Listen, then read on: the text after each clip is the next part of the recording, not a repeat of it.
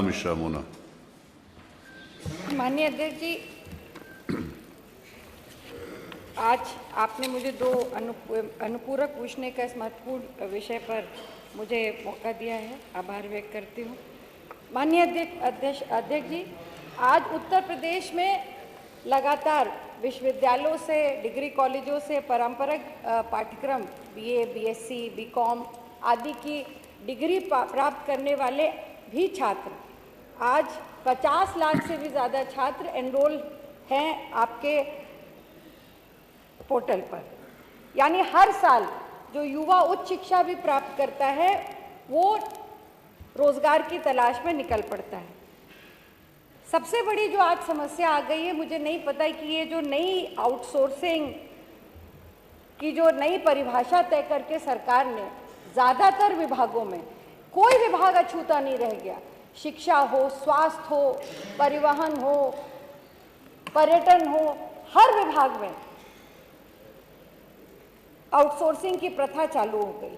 और ये सबसे ज़्यादा जो हमारे आउटसोर्सिंग पर जो सबसे बड़ी दिक्कत आ रही है कि जिस तरह से इनका शोषण किया जा रहा है, वो सबसे बड़ी समस्या हो गई है। माननीय अध्यक्ष जी, मैं आपके माध्यम से माननीय मंत्री जी से ये जानना चाहूँगी कि आपने जो आपके प्रश्न में आपने मुझे उत्तर दिया है, इसमें आपने कहा है कि लगभग 15,000 से अधिक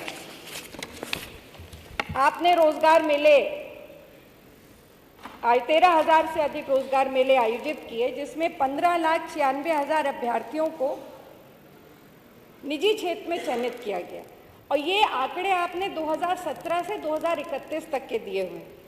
यदि औसत लगाया जाए तो लगभग 1,60,000 अभ्यर्थियों को आपने समायोजित करने का प्रयास किया है। वादा तो आपका 2 करोड़ का था युवाओं को रोजगार देने का, और इनका समायोजन हुआ कहाँ? बड़े दुख की बात है माननीय अध्यक्ष जी कि इसमें जो एक आंकड़ा जो मुझे बहुत विचलित भी कर रहा है, और मुझे लगता है इस पर सबसे बड़ी चिंता होनी भी चाहिए। उत्तर प्रदेश में लगभग 5,000, अभी माननीय मंत्री जी ने बताया, 978 निर्माण श्रमिकों को इजराइल भेजा गया। कोई दिक्कत नहीं, अगर वो बाहर जा रहे हैं नौकरी करने के लिए, उनको अवसर मिल रहा, अच्छी बात है।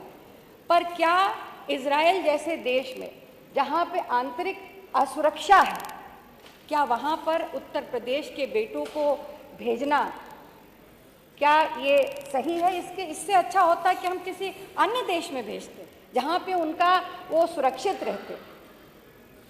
मैं माननीय अध्यक्ष जी, आपके माध्यम से माननीय मंत्री जी से, सरकार से ये पूछना चाहती हूँ कि सबसे पहले न्यूनतम मजदूरी अधिनियम की धारा 3 के तहत सरकार ने हर वर्ष में मजदूरी की समीक्षा करनी होती है। पिछले 9 वर्षों में सरकार ने कितनी बार ये समीक्षा की है? दूसरा मेरा प्रश्न है, सरकार कहती है कि भरपूर रोजगार, तो आज जो बेरोजगार नौजवान सड़कों पे लाठी खा रहा है